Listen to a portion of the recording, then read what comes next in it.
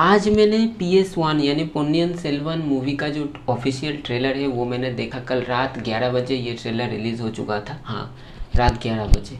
एक चीज़ मैं बताना चाहूँगा, इस मूवी का बजट है करीबन 500 करोड़।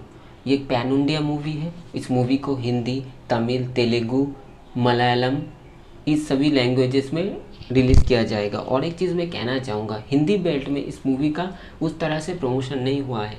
और रात 11 बजे इतने बड़े मैग्नम ओपस एक मूवी का ट्रेलर कौन लेके आता है, ये मेरे को समझ में नहीं आया। खैर, उन लोग का डिसीजन मेकर्स की तरफ से था, वो उनका ही प्रॉब्लम है।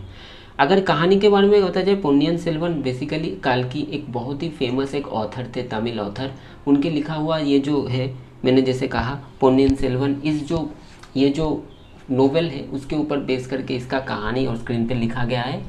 और एक चीज़ मैं कहना चाहूँगा, सबसे पहले जो ट्रेलर है वो जब आप देखना शुरू करेंगे, अनिल कपूर का वॉइस मतलब इंट्रोडक्शन ही वो जो मतलब देते हैं स्पीच, मतलब अनिल कपूर एज यहाँ पे बताते हैं कि इंसिडेंट क्या है, ट्रेलर के थ्रू बताते हैं। उनका जो वॉइस था, ये जो पूरा जो मामला था, पूरा जो मतलब कहानी था, उनके साथ नहीं गया, क्योंकि अनिल कपूर के वॉइस में वो बेस नहीं है जो मिस्टर अमिताभ बच्चन के वॉइस में। अगर मिस्टर अमिताभ बच्चन से वो ये काम अगर वो करते, तो वो अगर ये नरेट करते, नरेशन का काम अमिताभ बच्चन को दिया जाता है तो और ज़्यादा बेहतर लगता और अच्छा लगता, क्योंकि मिस्टर अमिताभ बच्चन का गले का बेस बहुत स्ट्रॉन्ग है, बहुत अच्छा है और सुनने में भी बहुत अच्छा इंटरेस्टिंग लगता है।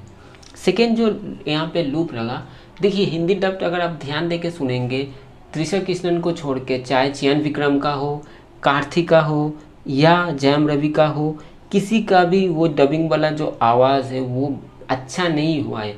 डबिंग, हिंदी डबिंग एकदम ही अच्छा मुझे नहीं लगा, एकदम ही अच्छा नहीं लगा।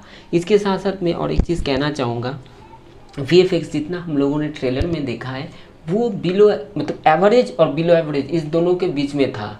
अच्छा देखिए, एक मूवी का जब बजट है 500 करोड़ और वो मूवी 500 करोड़ का बजट के साथ साथ ये एक वॉर पीरियड ड्रामा है, तो वहाँ पे तो VFX का काम अच्छा होना ही चाहिए, क्योंकि VFX यहाँ पे एक बहुत बड़ा रोल प्ले करेगा। लेकिन फिर भी मेकर्स ने इस पर ध्यान नहीं दिया।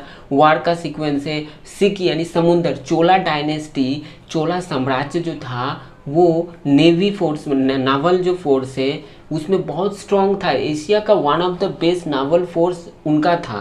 तो जब ये समुंदर में जब ये युद्ध होगा, वो जहाज के से मतलब 100 जहाज जब भिड़ेंगे, वो जब सीक्वेंस आपको दिखाना है तो VFX का सहारा लेना पड़ेगा, CGI का सहारा लेना पड़ेगा। तब अगर वो VFX और CGI का काम अगर बेहतर नहीं हुआ तो ये तो मूवी ऑडियंस पकड़ लेगा, क्योंकि ऑडियंस के पास अभी ग्लोबल एक्सपोजर है। बहुत से मूवी में उन्होंने वर्ल्ड क्लास मूवी देखते हैं जहाँ पे VFX का काम होता है, CGI का काम है। और इंडिया में बाहुबली 2 का एक बेंचमार्क है, ये भी ध्यान रखना पड़ेगा। तो उसी हिसाब से ये कुछ अच्छा जमा नहीं, VFX का काम भी मुझे अच्छा नहीं लगा। और एक चीज़ मैं कहना चाहूँगा, यहाँ पे ट्रेलर को जिस तरह से दिखाया गया, लगता है कि ये ट्रेलर नहीं है, इंट्रो सीन है।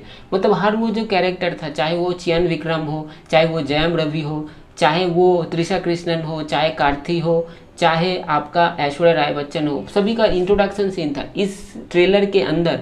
मुझे एक ही चीज़ अच्छा लगा, वो था लास्ट में ऐश्वर्या राय बच्चन को जिस तरह से प्रेजेंट किया गया, बहुत ही ग्लैमरस लग रहे थे, बहुत ही अच्छा लग रहे थे। और एक चीज़ उसके साथ साथ और एक सीक्वेंस जहाँ पे वाइट, पहले क्लोज शॉट में वहाँ पे ऐश्वर्या राय बच्चन का दिखाया, उसके बाद वाइट शॉट में एक दिखाया गया सिंहासन एकदम खाली है, एम्प्टी है। वो देख के मुझे, और ऐश्वर्या राय बच्चन उसके तरफ देख रहे हैं, तो वो देख के मुझे गेम ऑफ थ्रोन्स का वो सीक्वेंस का याद आ गया। जिन लोगों ने गेम ऑफ थ्रोन्स देखा है उन सभी को शायद उन लोग समझ में आ रहा है क्या मैं कहना चाह रहा हूँ। और एक चीज़ मैं ये कहना चाहूँगा, देखिए ये एक मैग्नम ओपस मूवी है, हिंदी बेल्ट में आप जब रिलीज़ करोगे उसका प्रॉपर उसका प्रमोशन होना चाहिए, ताकि ऑडियंस को पता चले कि ऐसा आ रहा है। मेरे मतलब मैं जितना दिन से मूवी देखता हूँ, इतने साल में मुझे कभी नहीं, मतलब इतने बड़े एक magnum opus pan India movie का ट्रेलर रात के 11 बजे आ रहा है, ये मतलब सोच भी नहीं सकता मैं। और ऑडियंस को पता भी नहीं है कि 11 बजे आ रहा है। अगर आप पैन इंडिया मूवी बना रहे हो और हिंदी बेल्ट में अगर ये रिलीज़ हो रहा है, उसका डबिंग भी सही होना चाहिए, प्रमोशन भी अच्छी तरह से होना चाहिए, क्योंकि ये मूवी उसके साथ क्लैश होगा जो कि बहुत ऑडियंस के अंदर क्रेज है। वो मूवी है विक्रम वेदा, जिसमें ऋतिक रोशन है, जिसका बहुत बड़ा एक फैन बेस है। और इसका टीज़र, विक्रम वेदा का टीज़र ऑडियंस बहुत पसंद आया उनको। तो ये मेकर्स को मतलब लॉजिकली सोचना चाहिए था कि किस तरह से प्रमोशन करना चाहिए, और रात के 11 बजे ट्रेलर रिलीज़ करना क्या सही है कि नहीं। आज को सुबह को करते 9 बजे, 10 बजे, 11 बजे, वो बहुत बड़ा इम्पैक्टफुल रहता। लेकिन इस रात के कौन 11 बजे कौन ट्रेलर को रिलीज़ करता है, और ट्रेलर में कुछ खास नहीं, इतना लंबा एक ट्रेलर बना दिया जिसके अंदर कुछ जान नहीं, मतलब नॉर्मल ओके सा एक ट्रेलर था जिसमें कुछ स्पार्क नहीं था, कुछ मतलब ऐसा कुछ मैजिकल फैक्टर नहीं था जो ऑडियंस को थिएटर तक खींच के लेके जाए, क्यूरियोसिटी कुछ भी नहीं, मतलब ऐसा कुछ ट्रेलर के अंदर नहीं था जिसका इम्पैक्ट ऑडियंस के ऊपर पड़ता तो ऑडियंस थिएटर तक जाता। मेरे को नहीं लगा। हाँ, एज ए रिव्यूअर मेरा ये काम बनता है ये मूवी को जाके देखने का। कोई भी मूवी मुझे देखता हूँ, इस मूवी को लेके मेरा बहुत एक्सपेक्टेशन था कि ट्रेलर बहुत अच्छा बनेगा, लेकिन मेरा उतना जितना एक्सपेक्टेशन से लेके मैं मतलब ये ट्रेलर देखने का गया तो सबसे पहले मेरा मन मतलब टूट गया कि 3 मिनट 19 से 23 सेकंड का ट्रेलर, सब इतना बड़ा ट्रेलर, और ट्रेलर के अंदर कुछ खास नहीं, खाली इंट्रो सीन था।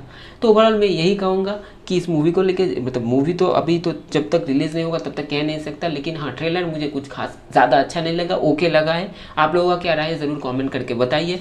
आप लोग कौन सा मूवी आगे देखेंगे, PS1, पोन्नियिन सेल्वन 1 या विक्रम वेदा?